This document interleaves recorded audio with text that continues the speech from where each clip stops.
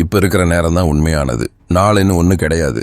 இதை உங்களில் ரொம்ப கொஞ்சம் பேர் தான் நிஜமாக நம்புறீங்கன்னு எனக்கு தெரியும். உலகத்திலேயே ரொம்ப ரொம்ப கம்மியானவங்க தான் இந்த உண்மையை மனசில் வச்சுக்கிட்டு வாழ்கிறாங்க.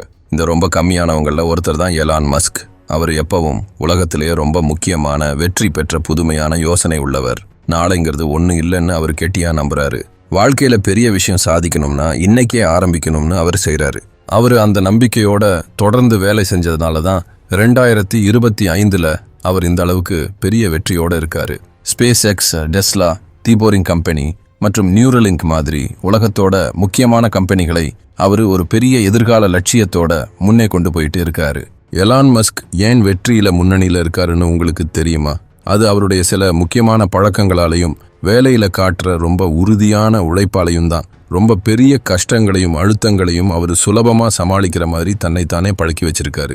கூட்டாளிகளே, இந்த வீடியோல நான் எலான் மஸ்கோட அப்படிப்பட்ட 3 முக்கியமான பழக்கங்களை பத்தி சொல்றேன். இந்த பழக்கங்களை நீங்க கடைபிடிச்சா இந்த உலகத்துல உங்க வெற்றி வாய்ப்பு ரொம்ப ரொம்ப அதிகமா கூடும். 1வது பழக்கம், நிறைய விஷயம் தெரிஞ்சுக்கிறது.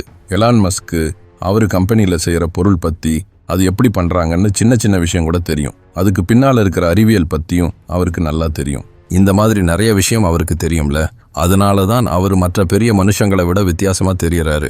இப்ப எல்லாம் டெக்னாலஜி ரொம்ப வேகமா மாறுது, உலகம் எல்லாம் ஒன்னோட ஒன்று சேர்ந்திருக்கு. இப்படிப்பட்ட காலத்துல அவருக்கு இவ்வளவு விஷயம் தெரிஞ்சதுனால தான் மற்ற தலைவர்களை விட அவர் ரொம்ப முக்கியமானவரா இருக்காரு. இந்த பழக்கம் இருக்கிறதால எங்க பிரச்சனைன்னு அவர் சீக்கிரமா கண்டுபிடிச்சிருவாரு. அப்புறம் புதுசா யோசிச்சு அதுக்கு ஒரு வழியும் கண்டுபிடிச்சிருவாரு.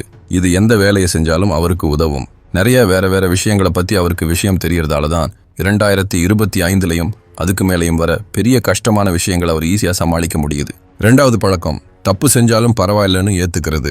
ஒரு தடவை எலான் மஸ்க் கிட்ட ஒருத்தர் கேட்டாரு, வேற யாரும் எலக்ட்ரிக் கார் பண்ணி ஜெயிக்காதப்போ நீங்க மட்டும் எப்படி பண்ணுவீங்கன்னு.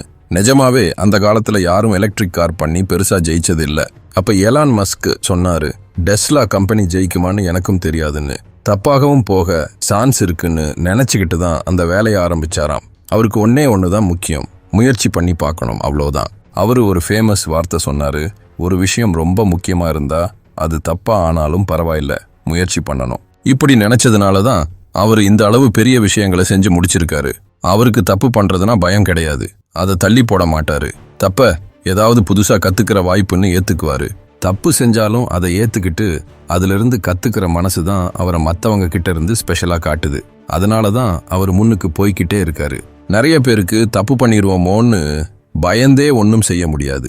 நீங்க தப்பு பண்றதை ஏத்துக்க பழகிட்டா தப்புனா தோத்துட்டோம்னு அர்த்தம் இல்லைன்னு புரியும். அது ஜெயிக்கிறதுக்கான பாதையில ஒரு முக்கியமான பாகம்னு தெரியும். தப்பு செஞ்சு அதிலிருந்து கத்துக்கிட்டா மட்டும்தான் ஜெயிக்கிறதுல நிஜமான சந்தோஷம் வரும்னு எலான் மஸ்க்கு நல்லா தெரியும். தப்பு நடக்கும்னு முன்னாடியே நினைச்சு அதுக்கு மனசை தயார்படுத்திக்கிட்டீங்கன்னா அது வரும்போது சமாளிக்கிறது ஈஸியா இருக்கும்.